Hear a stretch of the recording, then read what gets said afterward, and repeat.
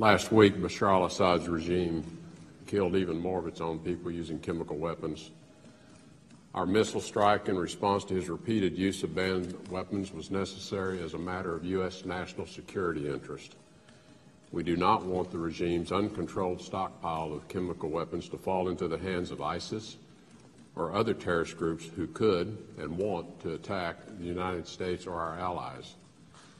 Nor can we accept the normalization of the use of chemical weapons by other actors or countries in Syria or elsewhere. The U.S. is grateful for the statements of all of our partners who have expressed support for our timely and proportional response.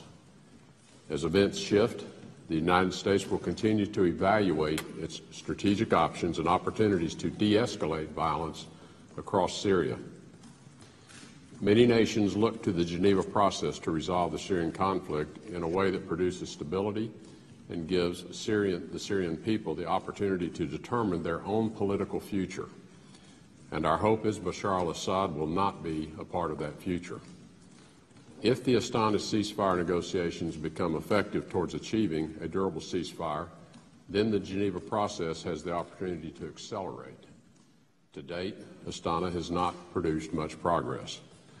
It is also clear Russia has failed to uphold the agreements that had been entered into under multiple UN Security Council resolutions.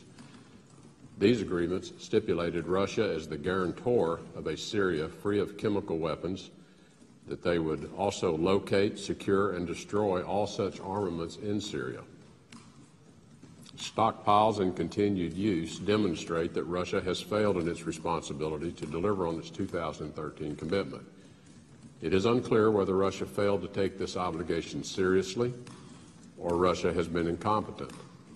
But this distinction doesn't much matter to the dead. We can't let this happen again. To be clear, our military action was a direct response to the Assad regime's barbarism. The United States' priority in Syria and Iraq remains the defeat of ISIS. We are calling on our G7 partners to sustain the fight against ISIS well after the liberation of Mosul and Raqqa. Whether in Iraq and Syria, online or on the ground in other countries, we must eliminate ISIS. G7 support will be critical.